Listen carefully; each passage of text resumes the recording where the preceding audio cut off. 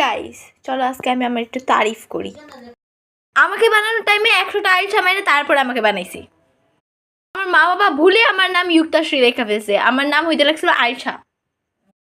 আমাকে কেউ একটা কাম বলে আমি ওটা আধা ঘন্টা পরে ভুলে যাই, কারণ আমার করতে ইচ্ছা করে না।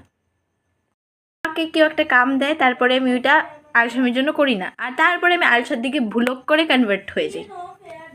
আমার সারাদিনই ঘুমায় থাকতে ইচ্ছা করে, আমার কিছু করতে ইচ্ছা করে না। আমি স্নান করতে যাই তখন আমার মনে করে যে আমি বিছনায় গিয়ে শুয়ে থাকি। খাইতে বসলেও মনে হয় যে আমি একটু ঘুমাই। সারাদিন শুয়ে শুয়ে ফোন চালাইতে ইচ্ছা করে। সারাদিন বাড়ি মানুষের কথা শুনে শুনে আমি দিন কাটায় দিই। এমন হয়ে গেছি যে আমি বাড়ি মানুষের কথাগুলো এক কান্দে ঢুকাইয়া আদর ভাই বা আরেক কান্দে ভাই করে দিই। আমাকে কেউ কামের কথা বললে আমি এমন দেখাই যে আমি শুনি নাই। যদি আলসামির জন্য কোনো অ্যাওয়ার্ড হইতো ওইটা আমি পাইতাম। যদি আপনাদেরও এমন আলসামির টিপস অ্যান্ড ট্রিক্স লাগে তাহলে আমাকে না জিজ্ঞাসা করে অন্য আলসাদেরকে জিজ্ঞাসা করবেন।